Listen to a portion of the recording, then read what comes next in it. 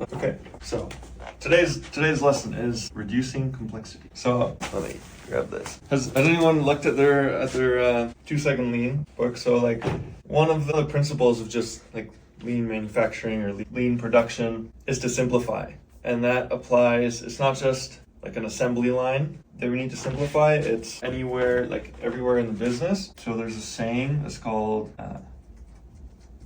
complexity fails, simplicity scales. So the more complexity there is in whatever you're trying to get done, the harder it is to repeat it, to scale it, to have more people doing it. And I'll give you an example. An early project I did was like very ornate, a wood paneled room. It was very custom. The customer had like all his own specifications. So it was like wall paneling. Actually, it was this is the actual raised panel molding from that job. So like red oak, with these moldings, all stain grade, with coffered ceilings, with lots of detail. So very, very complex. And so at that time, I had to perform all the work myself. I think that job took maybe 400 hours.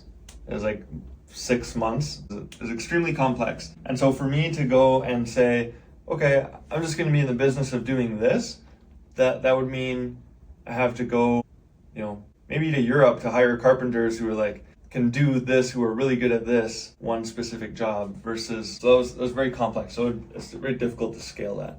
And then if you look at something simple, so a classic example is McDonald's. So they have a very simple process and they can take any 16-year-old and train them for a week, maybe less, and they're able to produce the same product as somebody who's been working there for 50 years. Like assembly line. Yeah.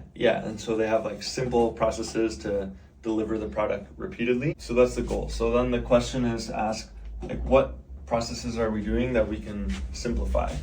And like we just talked about, like this week, like we reduced what we were working on so we could just focus on like lead generation. So simplifying, but that simplification is what's going to expand the business rather than having your a bunch of different pots or spinning a bunch of different plates and then you can't put your energy into all of them, then all the plates come crashing down. So you'd also refer to this as focus, and focus is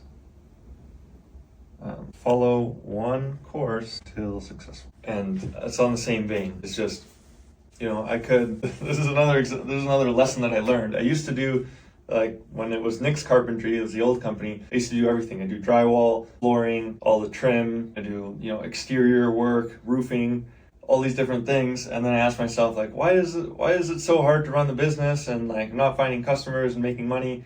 Because I wasn't good at any of those like 20 things. I wasn't getting good at one of them because it was too spread out across all these different things. So then once I picked one and I said, okay, I'm going to focus and we're just going to be really good at trim, then everything becomes simpler because our messaging to our customers, I don't have to say, oh, we do this, and this. We just say, we do one thing and we're really good at it. So it's easier for the audience that you're trying to communicate to, and it's easier for you because now we only need one set of tools. We only need to train people to do one thing.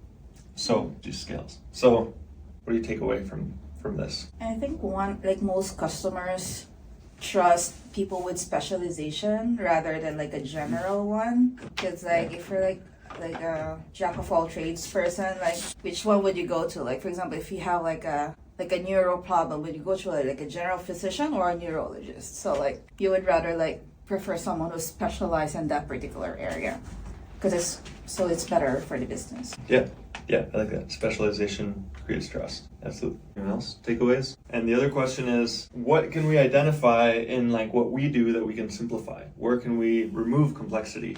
Like for me, it's like the quoting process. Because right now there's a lot of steps. Customer sends in an inquiry, then I'll email them or I'll call them, I'll text them and I'll ask them to send us some details, and then there's back and forth. So while I was thinking about this, the idea I had, why don't I just FaceTime them and say, okay, show me your place, and I'll just record while we're FaceTiming, I'll record the video, then I have a video of their place, and we already had the conversation about what they want, and then you avoid 10 back and forth emails. So that's one example. Immediately get them on a video call as soon as possible. Yeah. Anyone else? Where can you simplify in a day-to-day process even? For me, but I already started doing it. Like I use the AI note taker. Like we do our email like meetings every day, and like we have like some action items at the end of the day. And like before, I was like taking down notes and everything that I need to do, and now I have this AI note taker that like sends me the summary and sends me all the action items at the end of the day. So it's much more efficient for me, and I just have to focus on like the meeting itself, because before I was like I have a very bad, like I'm not really good at like multitasking sometimes, so like writing and like listening can be a challenge. So that now that I have the note taker, it's very efficient for me. Like I just wait for the summary and I just like I just copy and put it on Asana, like all the to-dos for the day. That's super helpful. Yeah. AI note taker. Very helpful. Is there any ideas for like operations processes? Person to ask that question. My brain is just. Yeah. Actually, what you mentioned earlier about the efficiency of you guys the other day. Yeah, like you're already doing that. Yeah.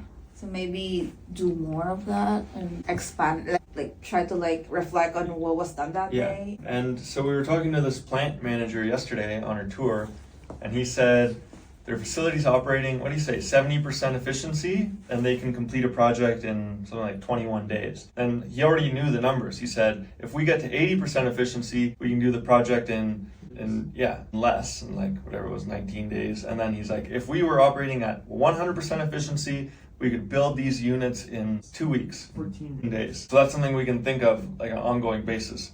Like what percentage of efficiency are we at right now? Like myself personally, maybe 60, like there's definitely room for improvement and so many things. So then it doesn't have to be all at once, but if we slowly implement, say, oh, if I change this, I'll be 3% more efficient. And if I change this over here, that's awesome. I'm gonna put that here as well. And maybe that's something we can track on each job, just like once we finish each job, we can say, this job felt like it was 80% efficient. This one seemed like 90%. And then that would be good. That would be a good metric to have. Might be good for, might be overstepping, but like for operations, maybe you guys can come together at least like bi-weekly or whatever, like to try to like do some reflection on like the previous project.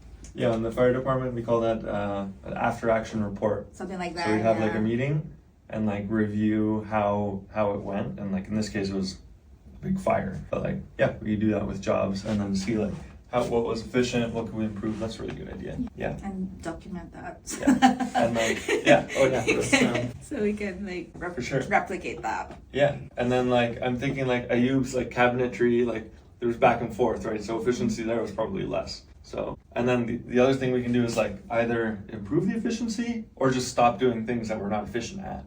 Okay, let's just not install cabinets, those things that we're good at. I think that will be very. We can do a little bit of both, like improve efficiency and then cut the bottom things. I love that. Yeah. Yesterday, the company we visited yesterday, it reminded me of the time I worked for a car factory. So they had these station units in the production line in which 5 or 6 people were working at each unit. 5 or 6 people were working, and they were following just like a list of items that should be done. And it was so easy for people that would read them that it didn't need any much background, or it was as simple as it could be. So you basically didn't need training, you just follow the list. Kinda, like they had the basic training, all of them who were like, they were hired based on that training. But when they went to that unit, they didn't need to follow any more complex directions. Specialized instructions. So each unit had their own very simple instructions, so they could just follow that, and they don't waste time. And it was measurable. They could actually see if they are being efficient or not. Any questions on anything before we're done? Awesome. Good meeting. We'll close it